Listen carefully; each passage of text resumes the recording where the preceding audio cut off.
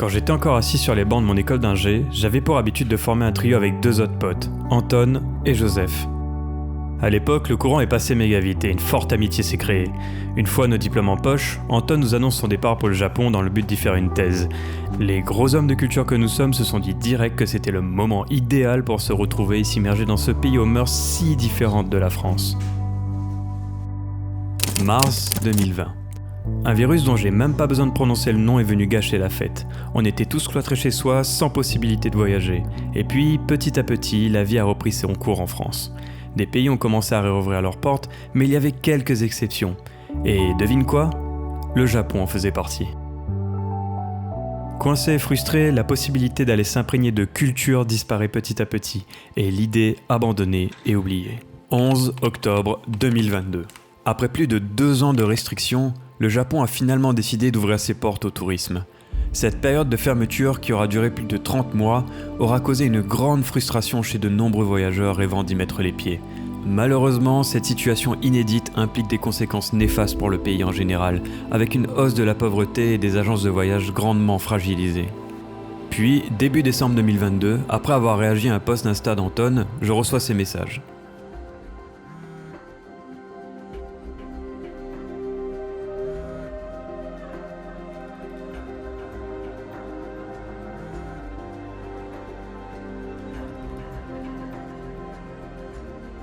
Fin décembre 2022, je croise Joseph sur Toulouse autour d'un verre et là me vient cette idée.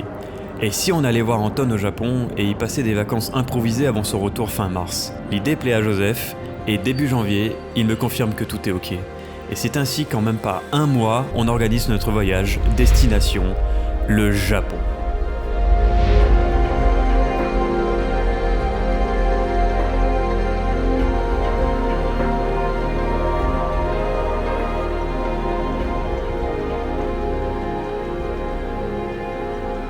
Alors, on y est ? Bah apparemment, hein. Je crois que je me suis endormi. On a vu Monsieur Fujisan. On a vu Fujisan.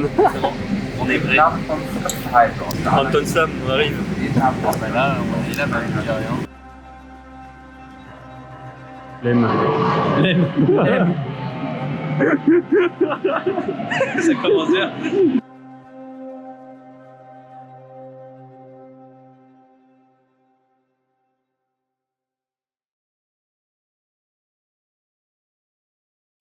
Bon, avant que la vidéo commence, petit mea culpa. Si le son des vidéos est merdique, c'est entièrement de ma faute. Je me suis trompé entre la prise casque et la prise micro pendant tout le voyage. Tout va bien. À peine arrivé à Tokyo et eu le temps de déposer nos valises, on s'est mis en route direction une sorte de musée d'art numérique immersif où l'on s'y balade les pieds dans l'eau, histoire de se mettre dans le bain. Et comme l'a dit le chauffeur de bus...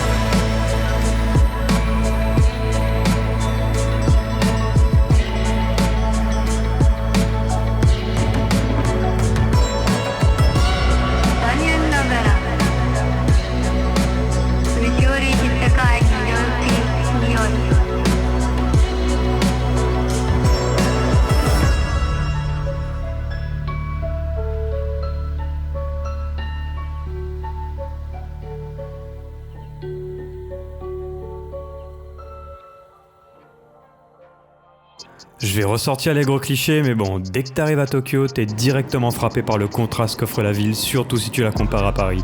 Le silence quasi religieux des transports en commun couplé à l'omniprésence de stimulation lumineuse, ça y est, le ton est donné. Tu t'es vraiment pas trompé de destination. Je peux te dire que la veille, on a été dans le RERB miteux direction l'aéroport, dépaysement garanti. Joseph, Ouais. on rentre à notre hôtel enfin. Ah, j'en peux plus. Après, en vrai, ça fait quoi ? On a déposé nos affaires ce matin à je sais plus, midi ?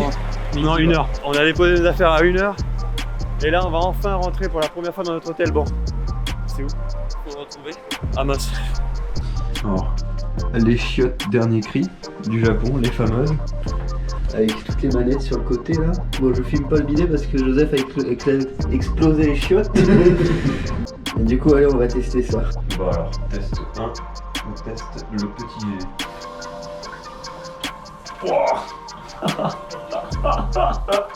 La première soirée a vite fait de nous faire perdre nos repères, mais je crois que j'étais vraiment pas prêt pour la visite de la mecque japonaise du geek le lendemain, El Famoso Akihabara.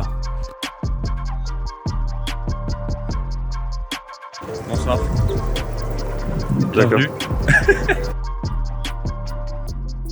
Alors bon, le gamin en moi ressurgit vu le gros geek que je suis. Faut que je t'avoue un truc. En France, j'ai une activité favorite mais surtout inutile on va dire. Ça consiste à aller dans un rayon photo de la Fnac et contempler le matériel photo beaucoup trop cher pour mon maigre portefeuille. Là, une fois rentré dans le Saint Yodobashi Camera, en plus d'avoir un grand éventail de choix, je pouvais tout essayer. Je te laisse deviner à quel point je t'ai devenu fou. Les écouteurs sans fil, tu peux tous les essayer.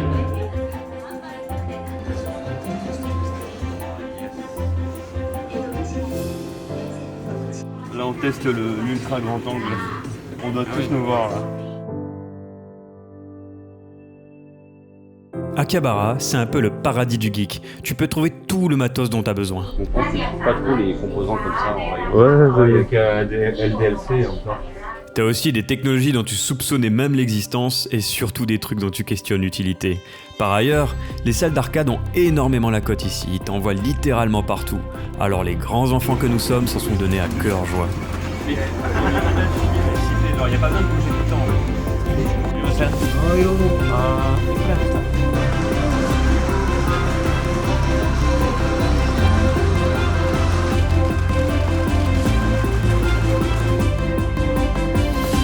Si t'es un fan de manga et d'anime, ici c'est le spot à visiter. La profusion de magasins de figurines, de mangas et de produits dérivés, c'est monstrueux. Si tu trouves pas ton bonheur ici, c'est que le souci vient peut-être d'ailleurs.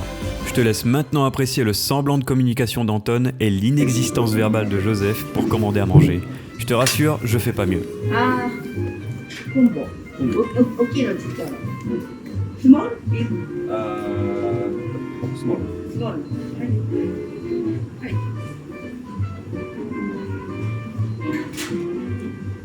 300. Le lendemain, après avoir baigné dans cet agglomérat de béton, il nous fallait une évasion, disons, plus traditionnelle du Japon. Anton travaillait la semaine et ne pouvait pas nous rejoindre, mais il nous a quand même conseillé d'aller à Kawagoe, une petite ville située à environ 30 km de Tokyo. Bon allez hop, je mets ma casquette de guide touristique. Pour commencer, on s'est dirigé vers le temple Kitain, vieux de 1200 ans, qui a apparemment joué un rôle important pendant le règne du shogunat Tokugawa. Le shogunat, si tu veux, c'est un peu une sorte de gouvernement militaire. Ce temple a une grande importance pour tous les croyants. De ce que j'ai entendu, les reliques de Jidaishi, un prêtre qui avait l'air de peser à l'époque, sont conservées ici. D'après une légende, il aurait eu des pouvoirs magiques pour conjurer le mauvais sort. C'est pour ça que des fidèles viennent prier dans ce temple pour y être protégés. Bon, après avoir scruté longtemps les gens le faire, on s'y a donné à notre tour. Les chiffres sur le bâton étaient écrits en kanji, l'écriture japonaise. On va donc dire tous merci à Google, sans qui ce voyage aurait été vachement plus compliqué.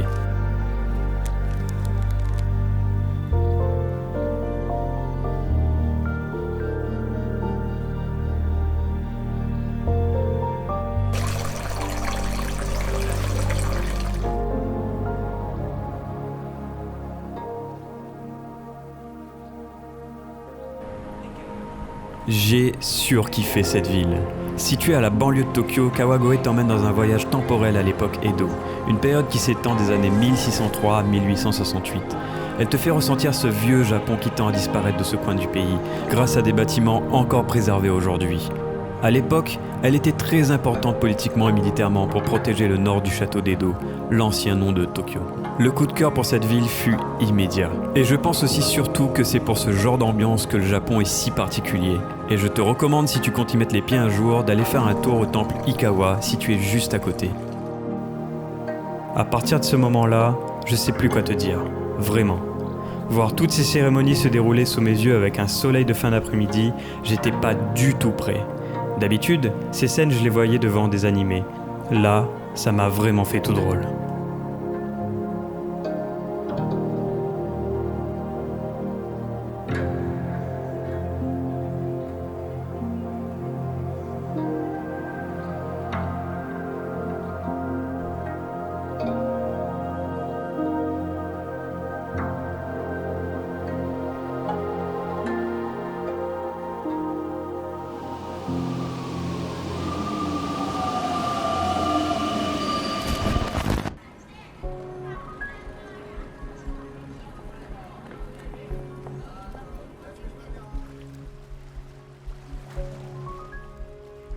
La journée d'hier était plutôt calme, avec des moments de contemplation plutôt cool devant l'architecture nippone, mais on voulait cette fois-ci voir les choses en plus grand.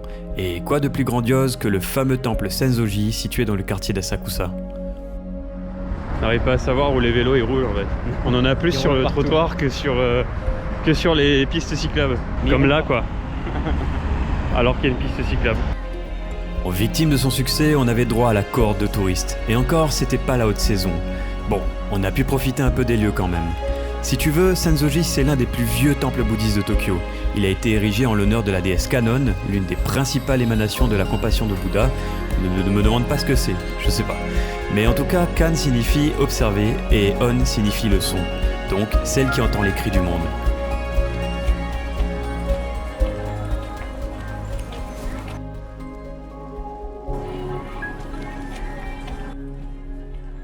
Enfin, c'est plus joli que le temps qu'on a fait hier, mais il y a tellement plus de monde. C'est un peu relou.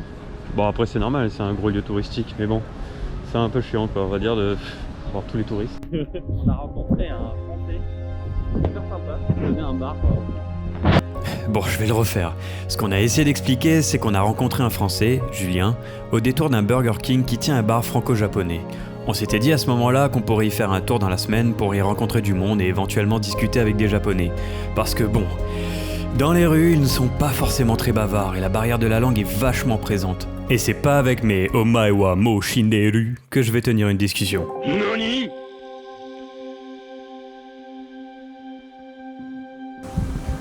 peux monter au milieu. Ouais, je crois, ouais. Mais bon.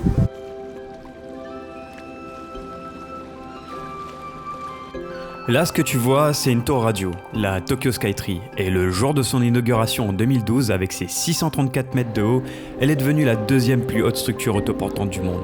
Et comme les images valent plus que les mots, je vais te laisser apprécier l'ambiance.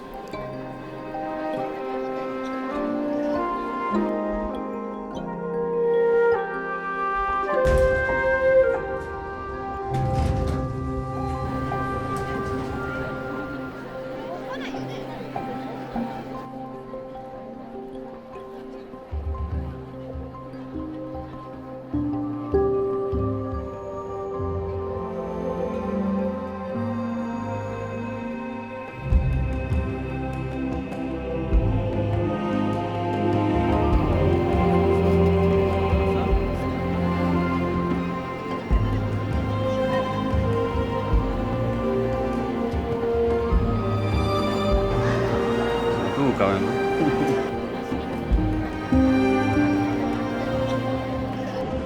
La Skytree, c'est cool, hein. Tu sais, si tu veux pas marcher sur le sol en verre. Ouais, pourtant, je suis un gars qui fait d'escalade, mais quand ça commence à être 400 mètres de haut, bon. Ouais. Normalement, on n'est pas censé monter à ces altitudes-là. Hein. Non, c'est vrai. Bon, en fait, si au final je l'ai fait, fallait bien le faire au moins une fois. L'après-midi, on a décidé de s'adonner une petite balade au parc Ueno qui était juste à côté.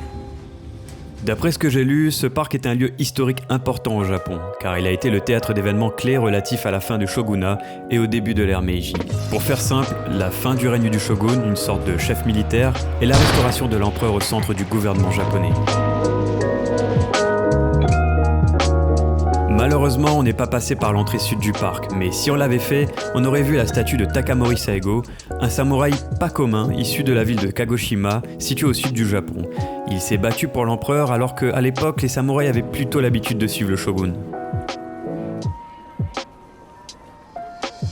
Et en parlant de samouraï, juste à côté se trouve un monument funéraire en l'honneur des soldats du Shogitai, un corps d'élite des samouraïs du shogun qui ont perdu la vie lors de la bataille d'Ueno en juillet 1868. Cette bataille a été remportée par les forces pro-empereurs, dirigées par ce même Takamori Saego, ce fameux samouraï de Kagoshima, marquant ainsi le début de l'ère Meiji, donc la remise en place de l'empereur. Bon, je fais genre je connais tout ça, mais on est surtout allé là-bas parce qu'on a vu une étendue verte sur Google Maps.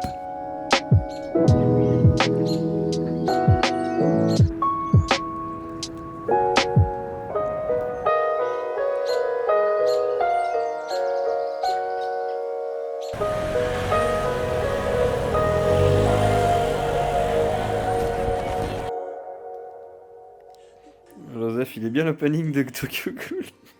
J'en avais marre. T'en as marre de l'entendre, hein. Oh, t'as regardé que là, faut qu'on vienne de la viande.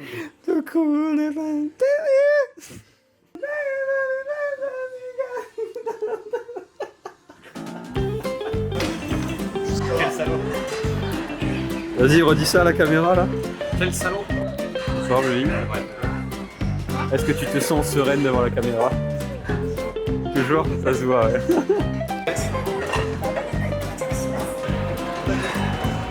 Ah, la commande est arrivée.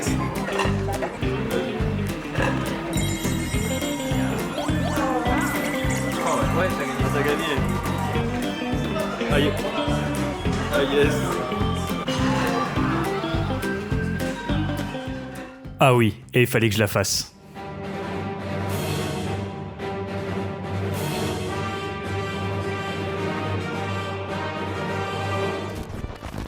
Allez Joseph, on va se lever.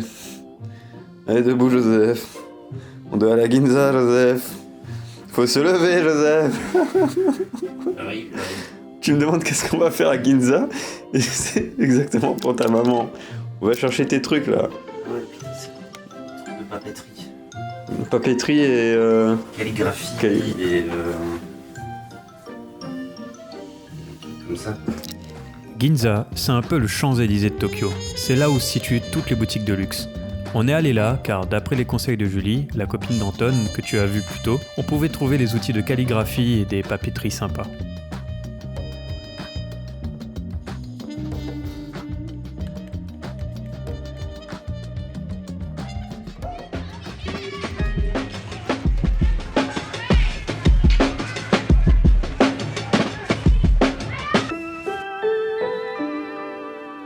Ah, Shinjuku, le fameux. L'un des quartiers les plus animés de Tokyo. T'as la gare ferroviaire la plus fréquentée du monde, 3,6 millions de passagers chaque jour, rien que ça. Au lieu de la vie nocturne à Tokyo, c'est rempli de bars et de clubs. Et ça se voit partout. Et si t'as envie de t'amuser, t'as les fameux bars karaoké où tu peux te bourrer la gueule et chanter une nuit de folie. T'as aussi les izakaya, une sorte de bar traditionnel japonais où tu peux manger des plats locaux tout en te saoulant au saké ou à la bière. Entre autres, Shinjuku c'est aussi le centre des affaires de Tokyo avec des bureaux partout et des sièges d'entreprise. Tu l'auras compris, c'est le quartier avec beaucoup de facettes qui mérite largement une visite, ne serait-ce que pour son petit château mignon à la sortie de la gare.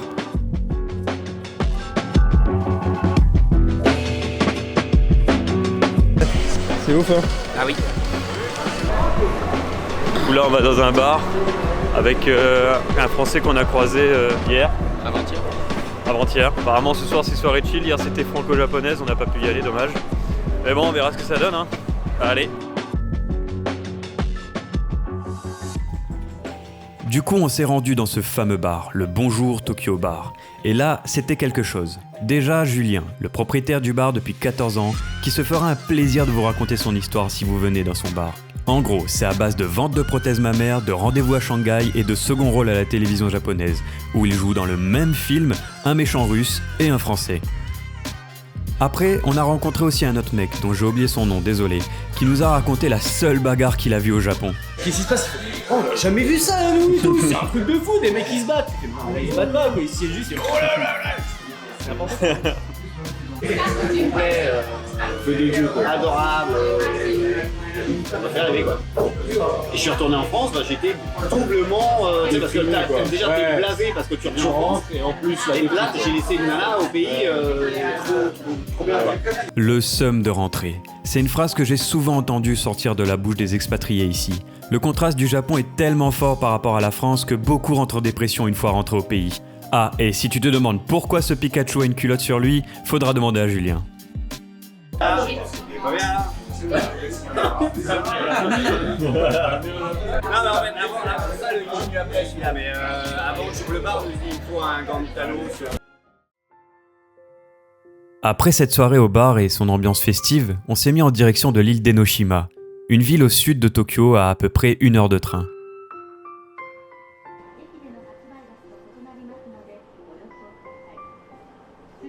À bord du train, notre excitation de partir à la découverte de cette toute petite île faisait presque tâche devant le calme des transports. Tokyo, la ville trépidante, s'éloignait progressivement, laissant place à des paysages de banlieue qui semblaient tout droit sortir des pages de mes mangas. Et là, soudainement, le mont Fuji s'est dessiné devant nous, couronné d'un sommet enneigé qui se détachait parmi ces petites collines avoisinantes. C'était comme si ce géant bienveillant veillait sur les terres environnantes, à peine cachées par ses petites sœurs. Enfin, le littoral s'est dévoilé à nous et quelques rapaces ont décidé de se joindre au tableau, en essayant de montrer qui était le maître. À ce moment-là, on a pensé qu'on était enfin assez loin de l'agitation de Tokyo pour changer complètement d'atmosphère. Surtout, notre envie de voir la mer était comblée. L'air marin était vraiment agréable et l'île elle-même avait un charme fou. En explorant l'intérieur de l'île, une sorte de résonance historique et mythique semblait flotter dans l'air, comme si les échos du passé imprégnaient chaque recoin de cette île. Mais une histoire en particulier a piqué ma curiosité. Il y a une légende japonaise qui raconte qu'il y a une quinzaine de siècles, au fond de la mer, près des côtes du Japon, se trouvait une grotte habitée par un dragon. Le plus terrible des dragons, avec une gueule énorme aux dents acérées, dont il se sert pour saisir les petits enfants qui se baignent ou jouent près de l'eau. Il court et nage vers eux, s'en empare et les croque. Que de larmes versées à cause de lui, que de crainte chez les enfants qui n'ont pas été victimes du monstre. La déesse Benten voulait mettre fin à ses souffrances. Elle voulait que chacun soit heureux, y compris le dragon. Car, s'il est méchant, pense-t-elle, c'est parce qu'il n'est pas heureux. Elle se dirigea donc vers la grotte. Parvenue à sa hauteur, elle se pencha et par sa volonté fit soulever le sol. La grotte du dragon émergea au-dessus de la surface des océans, la terre s'étendit et se couvra de forêts. L'île d'Enoshima est née. Le dragon, stupéfait devant un tel spectacle, vit la déesse descendre du ciel et s'avancer vers lui avec un sourire enjôleur. Elle lui adressa la parole et proposa pour vaincre sa solitude un mariage et l'opportunité d'avoir une descendance. Le dragon consentit et le calme revint sur les côtes proches d'Enoshima. Depuis, les pieux japonais ne cessent de rendre hommage à Benten, la divinité bienfaitrice, dispensatrice de joie.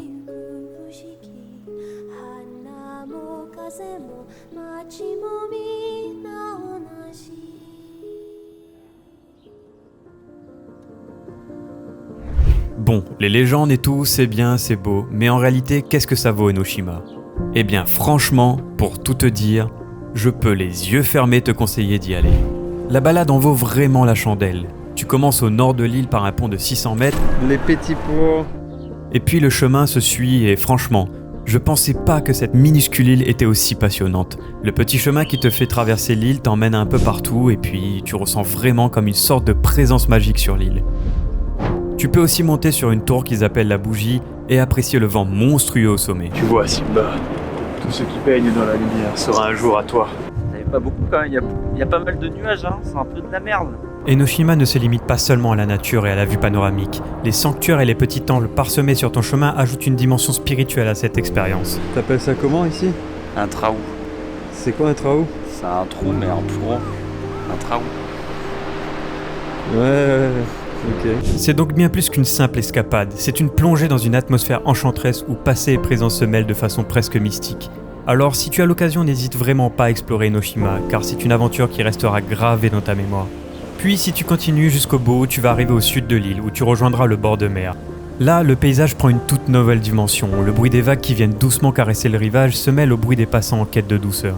C'est l'endroit parfait pour faire une pause, se détendre et laisser le souci du monde extérieur s'évaporer. Et pourquoi pas commencer l'exploration des grottes munies d'une bougie gracieusement prêtée à l'entrée.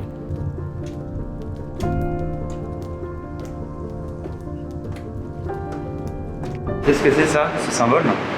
C'est le symbole du clan Hojo. C'était un clan du Japon médiéval qui gouvernait ces terres avant. Et leur symbole, c'est le même que la Triforce, ce qui est marrant. Ça n'a aucun rapport entre les deux. Alors ça, tu vois, c'est grâce au jeu Total War Shogun 2 que tu apprends ce genre de choses. C'est vraiment beau. Puis si tu continues le chemin, qu'est-ce que t'as ? Eh ben la fameuse grotte où se terrait le dragon selon la légende.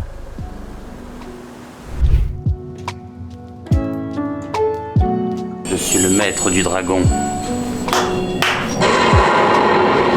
C'est moi le master. Moi je prends ça comme un challenge. Puis la journée prit fin à Enoshima, les teintes dorées du soleil commençaient à se fondre dans le ciel, enveloppant l'île d'une lueur chaleureuse et apaisante. Les petits restaurants reprenaient vie et la lumière des lanternes commencèrent à s'allumer le long des ruelles étroites. Vas-y Joseph, on sonne cette cloche-là quand on est amoureux, c'est ça ? C'est ça, moi je suis amoureux du vent. T'es amoureux du vent ? Vas-y. Ça nique les oreilles. Et comme on dit, le meilleur pour la fin. Je crois qu'à ce moment de la vidéo, je n'ai plus besoin de commenter.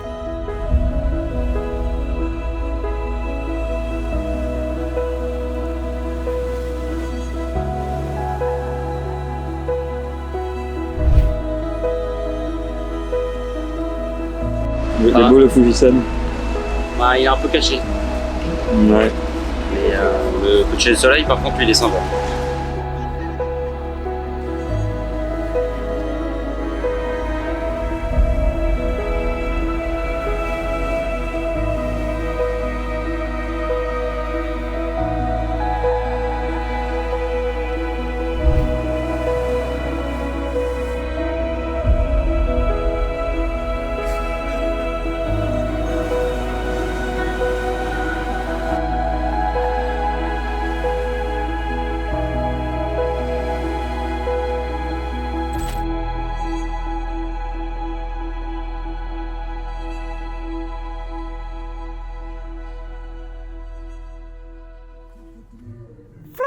Cocoterie.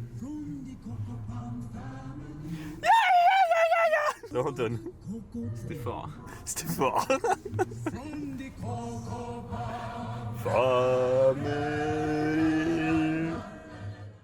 C'est quoi la Siwan? La Siwan, c'est un espèce de périph', une boucle dans Tokyo. Dans les années 80-90, les gens qui avaient des voitures sympas de l'époque, ils se sont dit bah tiens, le gouvernement il vient juste de nous construire un circuit dans la ville. Du coup, ils faisaient des courses autour. Ah, les voitures au Japon. Vaste sujet. Si en France avoir une grosse voiture c'est généralement pas hyper bien vu, au Japon c'est le total inverse. C'est complètement fou. Mais ici, ça va encore beaucoup plus loin.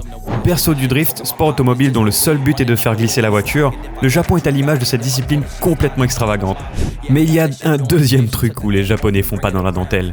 Tu sais, le truc pas trop tape à l'œil qui est à la base d'une série de films méga connus. Laisse-moi te montrer ce florilège d'énergumènes roulés dans ce genre de véhicule de très bon goût.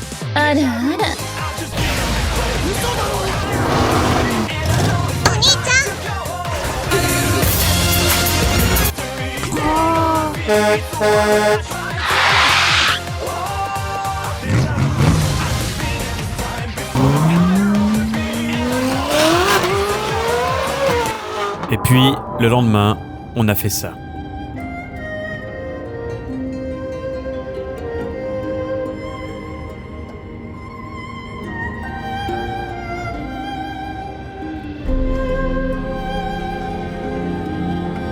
Non, bordel, les marches. C'est un sport que je connais ça. Les marches, ça n'a pas été fait pour les hommes. Ah non. Ah, j'en peux plus. Ils en mettent de partout. J'espère que ça vaut le coup en vrai. Oui.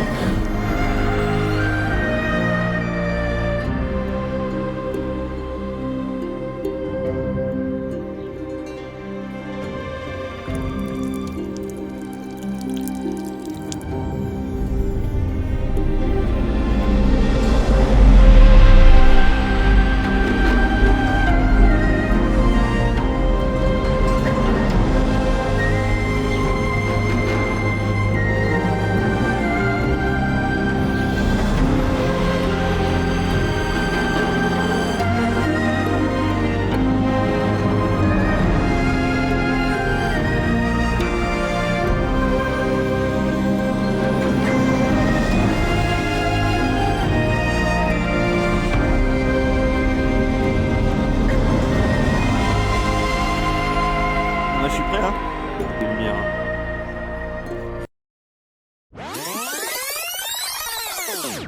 Ce que j'ai omis de te dire précédemment, c'est qu'on s'était dirigé vers une ville appelée Fuji-Yoshida, un endroit où t'as une magnifique vue sur le mont Fuji, mais surtout t'as un parc d'attractions, le célèbre Fuji-Q. Ça va mon Jojo? Ça va? Ça va mon Jojo? Ça va. Mon Jojo 2? Ça va. Allez. Allez, ça passe. T'es prêt pour celui-là là? Ça va être vertical. Fuji-Q est un parc d'attractions qui a battu plusieurs records à sa sortie, et je pense que nos réactions en disent longues. Genre insane, incroyable. Trop de descente, la première descente, genre tu te dis bon ok c'est les roller coasters, je l'ai déjà fait. Mais ça s'arrête plus. Tu descends, tu descends, tu descends, et tu dis mais what, quand est-ce que ça s'arrête? Ça il casse les couilles avec le record. Il casse les couilles avec le record. Pourquoi il faut faire 14 sauts? Pourquoi 14? Pourquoi 14 spins? J'ai la tête.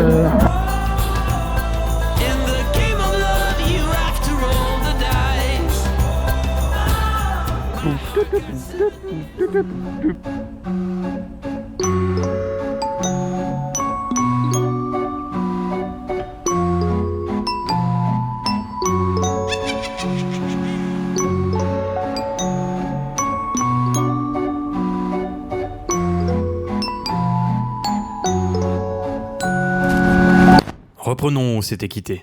Je suis prêt, hein. Des lumières. Je vois pas que des belles lumières ici, hein. Mettre 6000 balles, hein. Qu'est-ce que t'as contre mon matos, toi? J'ai un matos. Ouais, je l'ai pas payé ça. T'as quoi? Je l'ai pas payé ça. C'est pas moi. C'est vrai. C'est à qui? Ça, joli.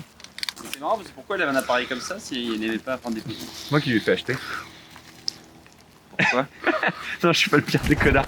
Bon, Yann, tu m'as dit de tester le fameux gyudon au fromage. Si c'est pas bon, c'est de ta faute.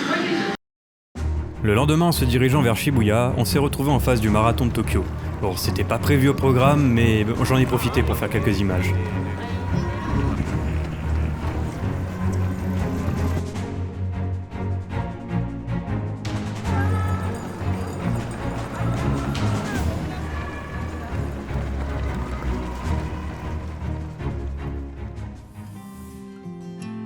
Alors lui c'est Hachiko, et si t'as vu le film du même nom, ça devrait te dire un truc. Cet adorable toutou attendait tous les jours le retour de son maître à la gare après le travail.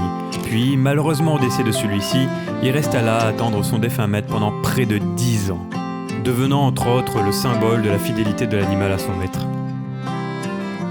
Dans ce quartier, t'as aussi un truc qui le rend très célèbre, le Shibuya Crossing. C'est l'un des carrefours les plus fréquentés du monde. T'attends les feux passer au rouge et là, tu peux admirer la marée humaine se déverser sur ces passages piétons.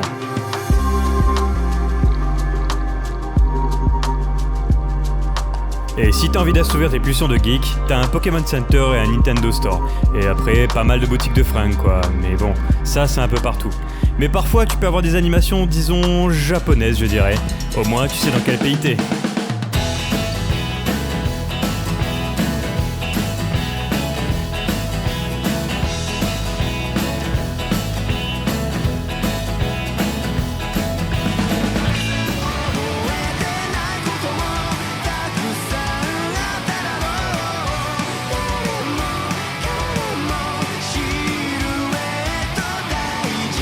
En tout cas, ça représente bien l'ambiance de Shinjuku, un quartier très animé. T'as aussi la fameuse rue de Harajuku où tous les styles de tenue les plus extravagantes les unes que les autres se croisent. J'ai filmé un peu de culture. Ça c'est. Ouais, de ouf. Si toi aussi t'as l'occasion de passer par là, t'as aussi le Meiji Jingu à ne pas rater. Un sanctuaire shintoïste qui a été construit avec un musée de 1912 à 1920 au milieu d'un jardin dessiné par l'empereur lui-même.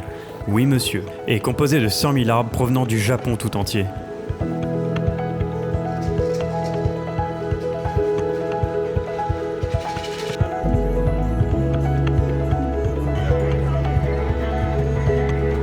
À partir de maintenant, je pense qu'il est temps qu'on dise adieu à Tokyo pour le sud du Japon, et de prendre le fameux Shinkansen destination Osaka. Alors Jojo, départ pour Kyoto, Osaka pardon. Ouais. C'est chaud? Ouais. T'es prêt? Quasiment.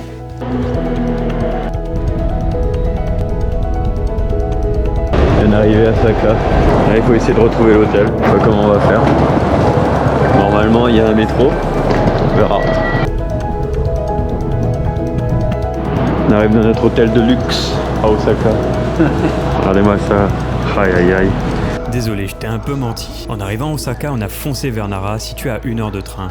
Nara fut au 8e siècle la capitale du Japon sous le nom de Eijō-kyu. Mais il y a quelque chose de vraiment particulier à Nara. Un truc que tous les fans du Japon connaissent, mais pour les 4 du fond, je vais vous laisser la surprise.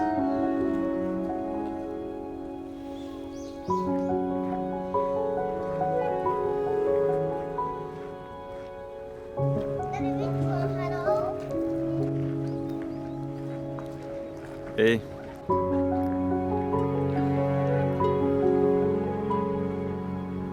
Tu veux du bon shit de sa mère? Tu veux du shit? Eh, qualité bretonne. Nos régions du talent, ma gueule. Eh, trop bon.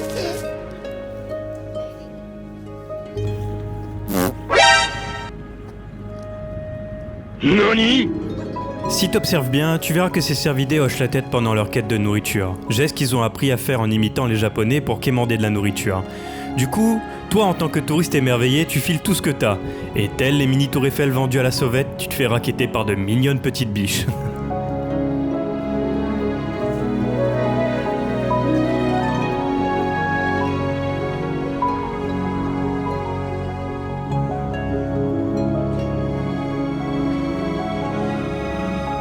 Mais tout ce que tu veux, c'est de la bouffe, toi, hein. Allez, tu veux pas que de la bouffe, toi, hein. Tu veux de l'argent, hein. Qu'est-ce que t'as?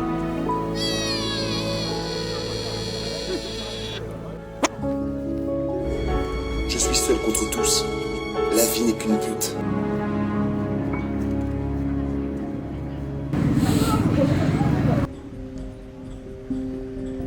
Je me retrouve devant le plus grand bâtiment en bois du monde. C'est vraiment ultra impressionnant. C'est le temple, j'ai oublié le nom. Wow. Dès qu'on est au pied de ça, c'est vraiment impressionnant comment c'est grand. Ce temple, c'est Todaiji, ou Grand Temple de l'Est dans la langue de Molière. Il est de confession bouddhiste et abrite notamment le bâtiment Daibutsu-den, connu pour être la plus grande construction en bois du monde et hébergeant un monumental Bouddha en bronze. Tu montes à l'étage. J'ai adoré ce temple. Tout y est grandiose, l'atmosphère est vraiment particulière, presque magique.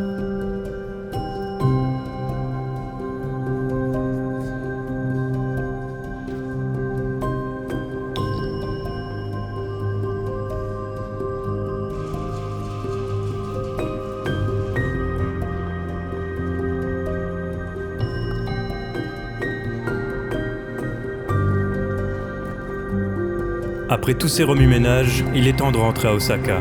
Après les longues journées qu'on a passées, la fatigue se fait vraiment ressentir.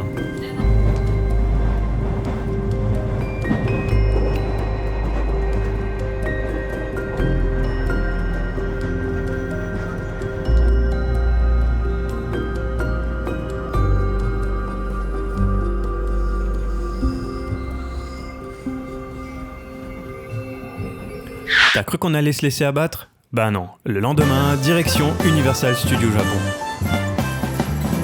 Va falloir qu'on cause toi et moi le Japon. Pourquoi il a fallu que je change la langue de mon téléphone pour accéder à votre application en anglais ? C'est complètement débile. Pour la faire courte, si la langue de ton système n'est pas en anglais, l'appli pour se balader dans le parc s'ouvre par défaut en japonais.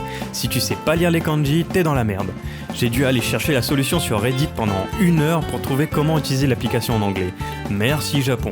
Tu vas me dire, mais oui, c'est pas grave, tu peux faire sans... Bah non, si tu veux accéder au parc Nintendo, le seul du monde, et crois-moi, t'as pas envie de louper ça ? Ben, faut que tu réserves là-dessus. Bon, je range mon sel, et bienvenue à Universal Japan.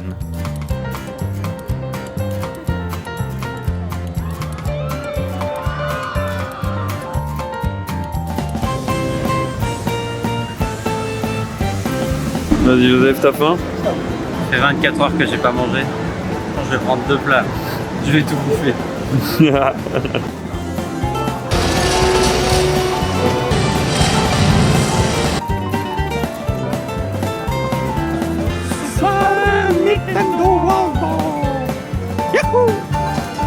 On a enfin pu rentrer dans le parc Nintendo à 18h30. On n'y est resté qu'1 heure car il fermait juste après. C'est le premier parc à thème Nintendo au monde dédié à la franchise Mario.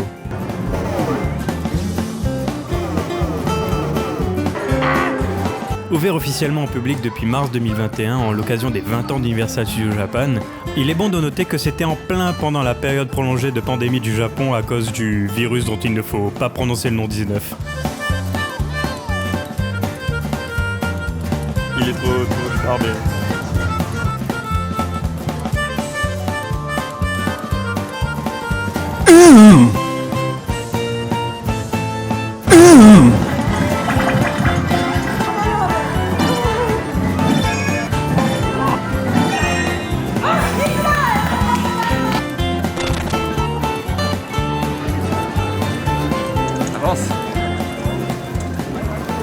Avance. Ben j'avance.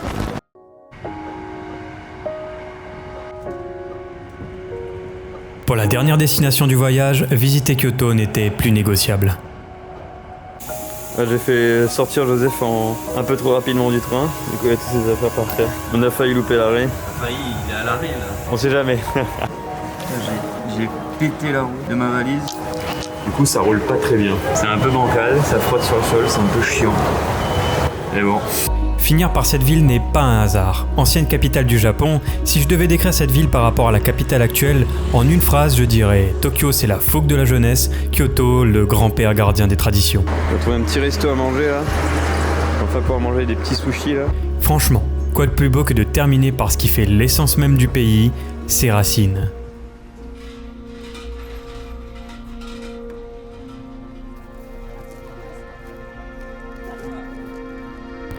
Alors ici me semble le moment idéal pour t'expliquer la différence entre les temples bouddhistes et les temples shintoïstes. Tu l'auras peut-être remarqué, mais certains détails sont présents chez l'un mais pas chez l'autre. Ces deux religions qui, à la différence de celles en Occident, ont plus tendance à s'additionner plutôt qu'à s'opposer. Un gros détail qui permet de les différencier réside dans la présence de torii ou non à l'entrée du temple. Tu sais, les torii c'est une sorte de portail communément érigé à l'entrée des sanctuaires shintoïstes afin de séparer l'enceinte sacrée de l'environnement profane. Le shintoïsme, avec ses kami ou esprits de la nature, se concentre sur la sphère privée de l'individu et sur sa façon d'interagir avec le monde extérieur. Le bouddhisme, par contre, se concentre plus sur le vivre en communauté et il influence énormément le comportement des Japonais. Et comme tu l'as vu avec ces images, on a tout de suite commencé à déambuler dans les rues de Kyoto et à enchaîner les temples. Joseph for scale.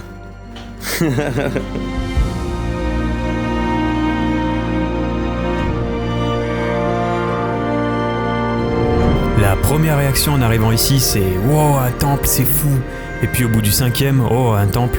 Et au bout d'un moment, « Ah, encore un temple !» C'est dingue, on pourrait limite faire un Google Maps avec les temples en point de repère. Bon, tu l'auras compris, il y en a partout. Et puis ici, les tenues traditionnelles sont également de sortie pour rendre les lieux encore plus colorés.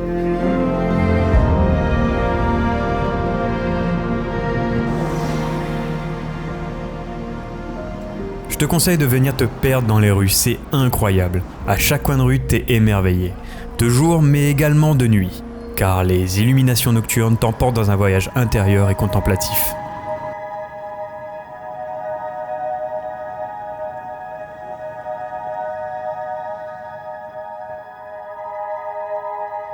T'as déjà vu Blade Runner ? Il est long, hein ?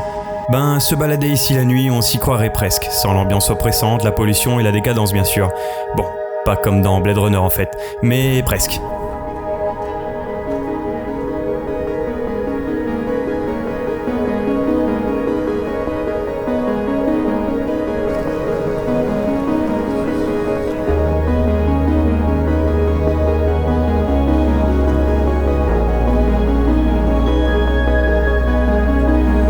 Tu l'as peut-être ressenti cette vibe un peu mélancolique. Si oui, ben t'es en plein dedans mon vieux. Mais honnêtement, la meilleure partie fut le lendemain, en allant visiter le temple Inari. Et après mon tuto du début, je te laisse deviner de quelle confession est ce temple. Bienvenue dans le monde féerique du temple Inari à Kyoto. Un endroit si envoûtant que même les renards s'y perdent parfois en se demandant s'ils ont pris un mauvais virage dans leur quête de fromage. Ces adorables gardiens de pierre, ou kitsune dans la langue de Miyazaki, sont censés protéger le temple et aider à réaliser les vœux de ceux qui viennent ici. Le temple est célèbre pour ses innombrables torii vermillons, alignés les uns après les autres, comme si quelqu'un avait organisé une gigantesque soirée de tapis rouge pour les canidés les plus glamour de la région. Il y a tellement de torii ici qu'il est impossible de compter combien il y en a réellement. Il y en a certainement plus que de grains de riz dans un délicieux sushi. On a presque l'impression que les torii continuent de se multiplier dès que quelqu'un ne les regarde plus. Du coup, selon Joseph, il y a un esprit qui vit là-dedans. Et ben, ils sont tout petits leurs esprits, hein. Parce que... Ça doit être gros pour être impressionnant, hein. C'est sûr, j'en ai la preuve vivante devant moi. On s'est ensuite perdu dans une sorte de forêt de bambou en divaguant un peu, le but étant d'esquiver la corde de touristes. Sur le chemin, on a croisé un panneau avec écrit cascade. On s'est dit « Waouh, il faut qu'on voit ça !» Quoi, tu la vois pas là ? Là ! Techniquement, c'en est une, hein. Puis nos instincts d'aventurier ont pris le dessus, tel notre grand Mike Horn. J'essaie pas de trouver un chemin, je vais dedans. Je sais pas où on va, mais selon Joseph, ça va direction. Il a besoin d'aventure, il a dit. Donc on va à l'aventure, on verra ce qui se passe. On est dans les forêts de bambou perdus. Et il y avait un mec qui vivait dans la maison juste avant, quoi. On y va ou pas ? Bah je crois que c'est un dead end, en fait. Hein. Ou alors c'est juste pour tenir les bambous. Oh waouh. Ça commence à devenir problématique là, non ? C'est peut-être pour ça qu'il y avait un truc qui nous disait d'arrêter. Moi je suis sûr que ça peut pas. Vas-y, t'en restes là.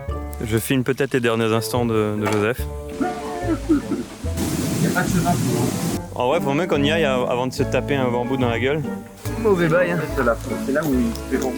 Ça fait dire que c'était là où je crois que c'est une sorte de... Bûcheron bambou. Ouais, c'est là, c'est l'atelier de découpe du bambou. Un petit hôtel. Est-ce que ça serait pas le Tokyo Hotel? On tente le Top of Mountain. Vas-y. À la base, on visitait un temple, on s'est retrouvé dans la forêt. Mais là, il y a vraiment personne. Depuis tout à l'heure, on a croisé personne, à part un mec qui est sorti de sa maison parce qu'il a vu des gens arriver. Et deux Québécois. Et deux Québécois, ouais, qui ont rebroussé chemin. Alors, donc, apparemment, on n'est pas perdu. On était là, c'était le de Castle. Et du coup, on a fait ça. Et à un moment, ouais, c'est ça, on arrive ici. En fait, là, on est là. On monte au Mont Inari. Et après, on fait les tories pour redescendre au temple. Allez. Let's go, hein. Allez, Jojo. Avec tes jambes fried chicken, là. Jambes poulet frit. Ah, le Japon, il y a des montagnes. Hein. Bon, on est arrivé.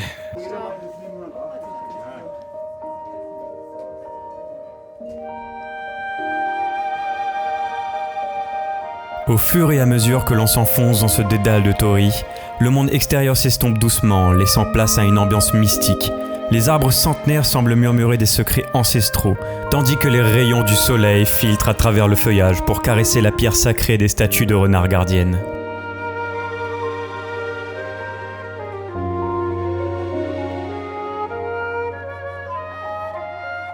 Pendant ce petit voyage onirique, on s'est fait un nouvel ami félin qui semblait garder les lieux comme si cette mission lui avait été confiée par les dieux.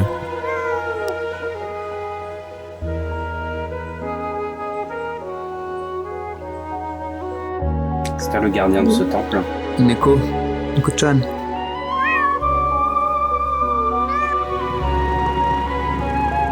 Neko-chan. Neko. Un esprit. Hein? C'est pas un...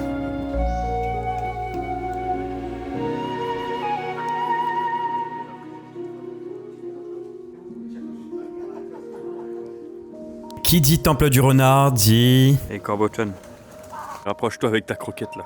Vas-y Joseph, renifle le gras. L'estomac de Joseph nous guide. Et effectivement, il nous a bien guidés.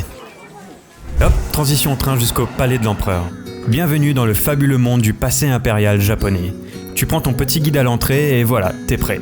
Tu commences la visite avec une série de petites portes majestueuses, presque comme si tu pénétrais dans un royaume interdit. Imagine avoir la chance de te retrouver face à la résidence ancestrale de la famille impériale du Japon. Un lieu mythique qui a vu défiler des générations d'empereurs.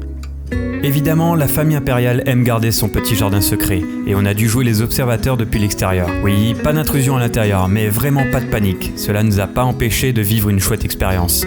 Et si t'es jamais venu ici, c'est l'occasion rêvée de te laisser envoûter par l'aura magique de ce lieu chargé d'histoire. Car après tout, pouvoir dire que t'as approché l'ancienne demeure de l'empereur, c'est un peu comme un trophée de voyageur, non ?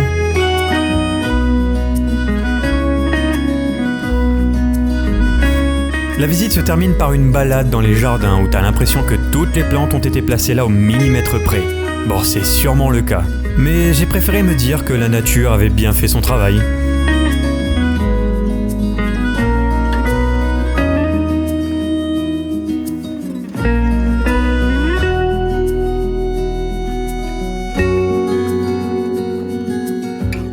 C'est incroyable les visses au Japon.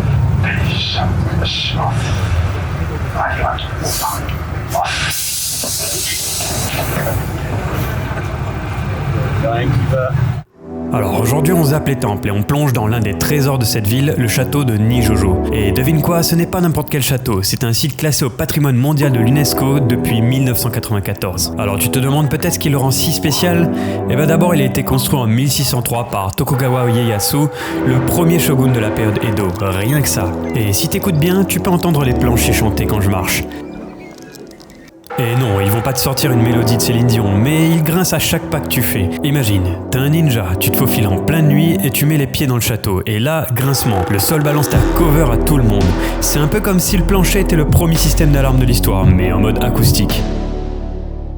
Bon, j'avais pas le droit de filmer juste avant. On est pas rentré dans un bâtiment assez important parce que c'était là où il y avait là où le shogun est né et là où il a disparu. Ça a été fait au même endroit. C'était dans le bâtiment qu'on a visité avant, mais malheureusement, nos photos.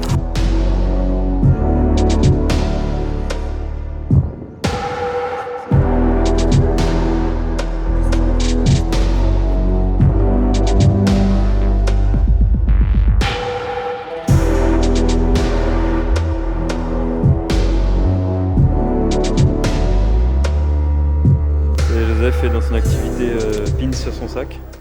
Putain, je le connais pas lui. Bon, il est temps de quitter Kyoto, mais j'ai un petit truc à faire avant. Un petit hommage à un ami qui m'a accompagné pendant tout le voyage. Découvrez le summum du confort et de l'innovation avec ses toilettes 2.0. Une expérience de salle de bain révolutionnaire où la tradition rencontre la technologie pour vous offrir un niveau de propreté, de confort et de luxe inégalé. Elles sont également équipées d'un système de jet d'eau sophistiqué réglable en pression et en position pour vous assurer une expérience de nettoyage sur mesure. Imaginez-vous enveloppé dans un cocon de confort grâce au siège chauffant qui vous accueille chaleureusement, même pendant les jours les plus froids d'hiver. Choisissez donc les toilettes japonaises. Votre salle de bain ne sera plus jamais la même.